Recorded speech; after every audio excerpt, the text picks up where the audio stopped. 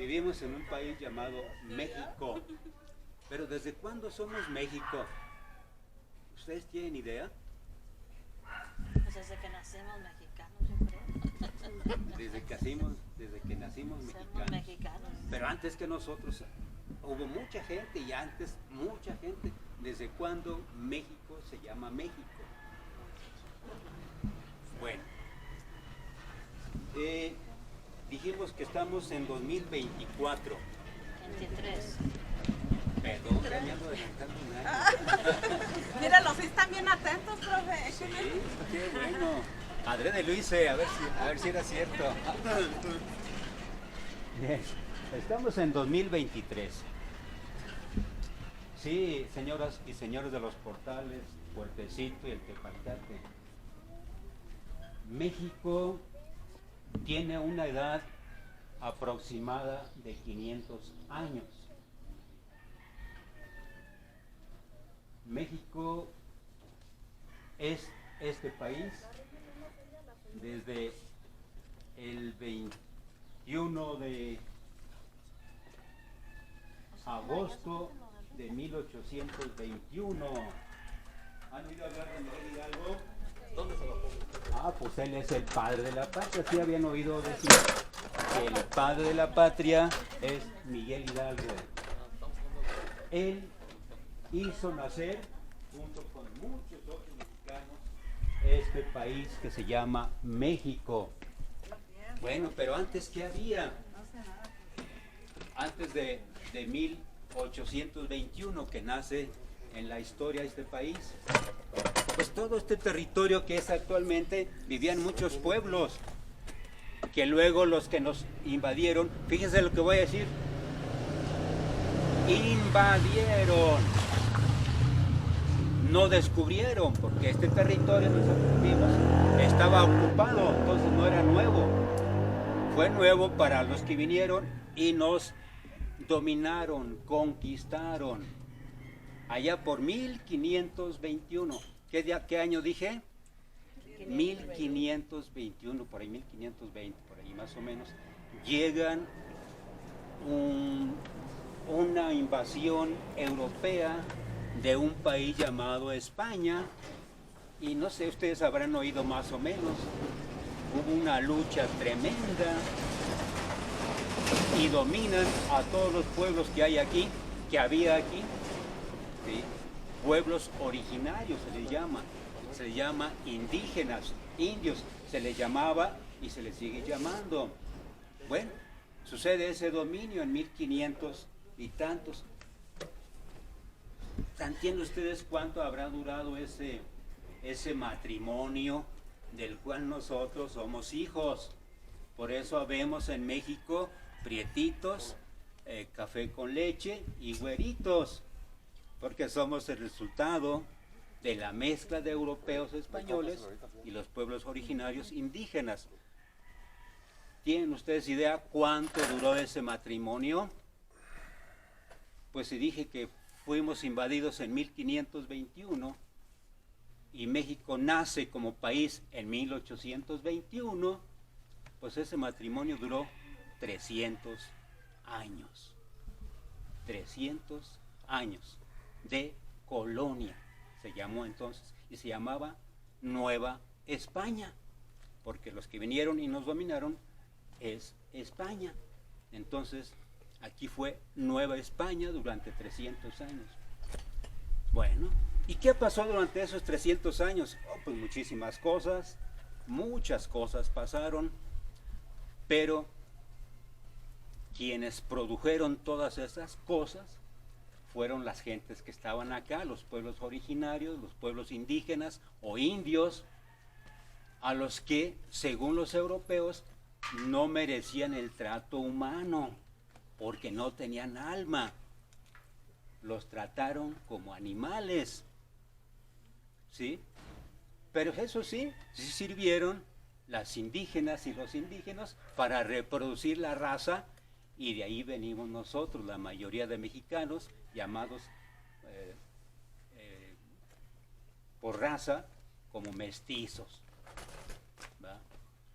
La cuestión es que el sufrimiento de mestizos, indígenas, negros y hasta blancos fue muy difícil, y por eso el padre Hidalgo dijo, como ahora estamos diciendo, ya basta.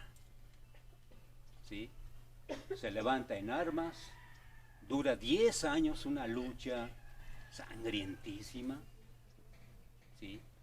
Y eso se le llama la primera transformación. 10 años de guerra para que naciera este país en la historia llamado México. Bueno, ahí nacen en México, 27 de septiembre de 1821. ¿Estoy bien, Sergio? Ya hace mucho que no manejo los datos de la historia. ¿Sí? Se firman documentos, etcétera. Y bueno, ya somos un país nuevo. Pero como país nuevo, como lo hicimos nosotros cuando niños, pues es una serie de despapalles, ¿no? Entre los que nos quedamos independientes, nos peleamos todos contra todos como los niños, ¿no? Cuando se juntan los niños de los hermanos, los primos, una de pleito, ¿no? No, pues así los mexicanos. No, que así, no, que así, no, no que tú, no que yo. Por el gobierno, por el control, por el poder, etcétera. ¿Sí? Así avanza lo que llamamos el siglo XIX, 1800 y tantos. En esa manera de vivir difícil, bien triste, bien violenta, etcétera, se produce otro cambio. El primero, el de Miguel Hidalgo, fue la primera transformación. Pero por todos esos pleitos de niños, de mexicanos, que les digo, ¿sí?, fue necesaria, o alguien consideró otro cambio. Y lo encabezó, fíjense ustedes, un indígena oaxaqueño, pastorcito, etcétera, de Oaxaca, que llegó a ser presidente de la República. ¿Quién fue? De Oaxaca, indígena, cuidaba borreguitos, fue presidente de la República, Benito Juárez. Benito Juárez también encabezó, junto con otro grupo de mexicanos, una segunda revolución que se llamó Guerra de Reforma.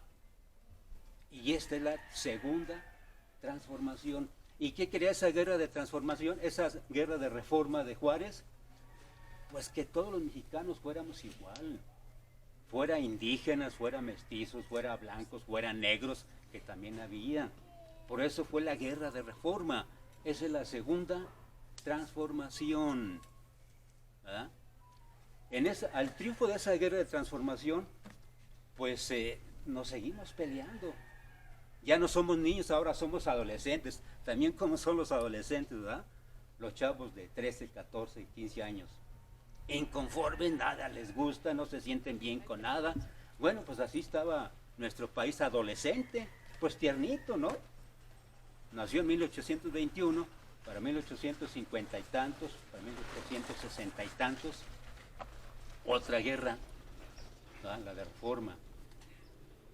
Pero en ese avance, en ese crecimiento de ese niñote llamado México, ocupa la jefatura del país un señor también de Oaxaca, y que ya conocieron algunos de nuestros abuelos. Bueno, no conocieron, sino que vivieron en ese tiempo, ¿sí?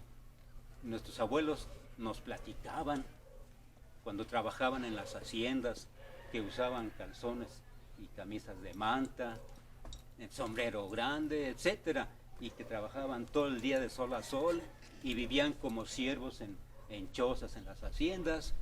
Estamos hablando de Porfirio Díaz. ¿Sí? Él duró en el gobierno más de 30 años. Y porque Juárez ganó la guerra de reforma, ya todo estuvo bien, todo justo, todo bien. No. Si hubo las haciendas, si hubo los señores amos, ¿verdad?, y los indígenas seguían tratados como animales, ¿sí?, nada más para trabajar.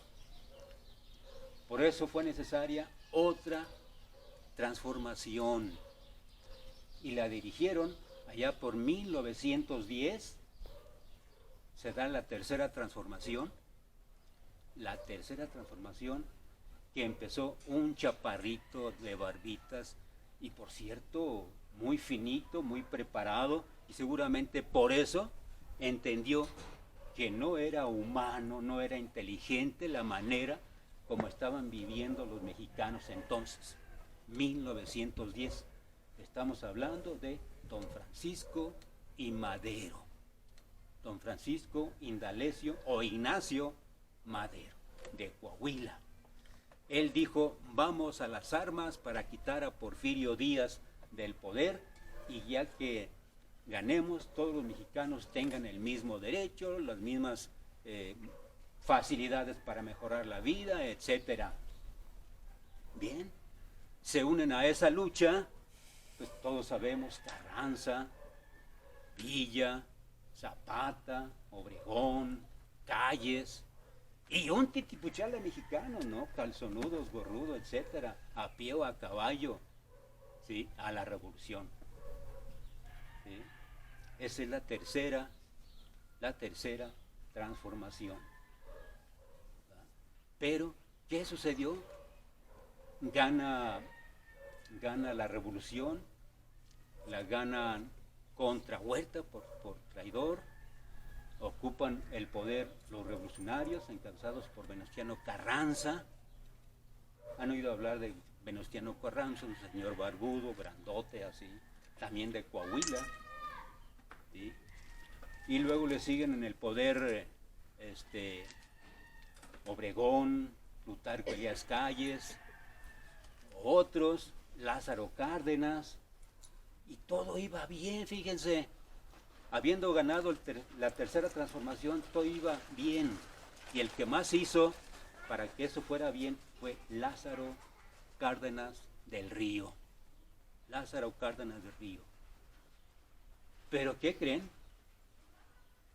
Él termina sus 6 años, fue el primer gobierno de la República que ocupó la presidencia 6 años. Y ahí nace un partido. ¿Cuál sería? Fíjense, de ese partido que nació entonces, ¿verdad? Y la forma como organizó la sociedad mexicana, cómo funcionaron sus instituciones, qué hizo, qué dejó hacer, etcétera, nosotros recibimos la influencia y todos tenemos esa manera de pensar, de hacer las cosas en nuestra vida todos los días, en la casa, en el trabajo, con nuestros hijos, porque el PRI lleva gobernando, llevaba, ya se lo quitamos, casi 100 años. De Lázaro Cárdenas para acá, ¿cuántos años son? Del 40 al 2060 más 20, 80 años duró en el gobierno el PRI. ¿Y eso qué significó? De hecho, lo mismo que al principio, allá cuando México no era México, los indígenas, los pobres, los trabajadores no merecían nada, solo trabajar para que comieran frijoles con chile y tortilla y siguieran trabajando para el señor amo de las haciendas, de las fábricas, etcétera. Profe, pues en la presa de Luciana todavía hay gente de esa. Ahí está. ¿Eh? Herencia de el En la presa priismo. todavía hay gente de esa. Por ejemplo, Eli Flores, esos ternos guayaberos. Lo acabamos de decir. Todos tenemos esa influencia, herencia de la política, de la cultura, de la educación priista, de la economía priista. Unos dominantes y otros dominados. Porque fíjense ustedes, aún dominados, hay gente que dice, no, el PRI, allí votaba mi papá, allí votaba mi abuelo. Pero que no. Hay por ahí las anécdotas de que cuando ganó la Revolución Mexicana en 1910, ¿va?, que se llegó a liberar a los trabajadores, a los siervos de las haciendas, lloraron, porque ¿qué iban a hacer sin su amo? ¿Sí? ¿Por qué? Porque no sabían, no aprendieron en su cultura a vivir en libertad, ¿no? Siempre dependiendo del señor amo. Y así en todo el país en ese tiempo, y más atrás en la colonia, imagínense, 300 años. Pues esa herencia tenemos nosotros, ¿sí? Dominados y dominadores. La manera de organizarnos, la manera de pensar, de vivir, de educar, es la herencia. Afortunadamente, surge alguien luchando con tiempo, dice, esto tiene que cambiar. Y entonces surge un movimiento llamado Movimiento de Regeneración Nacional. Pegando las sílabas, la sílaba primera de cada una palabra es Morena, Movimiento de Regeneración Nacional. Encabezado allá por 2000, ¿qué, licenciado? 2005, 2006, 2007, este movimiento, para ir luchando en contra de todo esto que dijimos y otra vez, pues tener la oportunidad de avanzar. Esto es, señoras y señores, por eso les decía al principio la importancia que esto tiene. Esto no lo estamos haciendo nada más en los Portales, sino en todo el municipio de Calvillo, en todo el estado de Aguascalientes, en todos los estados del país, organizándonos, entendiéndonos, informándonos, analizándonos, discutiendo cómo puede hacerse mejor esta cuarta transformación. Todos los que estamos aquí tenemos, unos más, otros menos, experiencia de lo que ha sido el sistema de gobierno, de economía, de educación priista durante 80 años, que empezamos a arrebatarles a partir de 2018, perdón, sí, 2018, ¿verdad? Eso es, señoras y señores, por eso estamos aquí, para que decidamos qué hacer.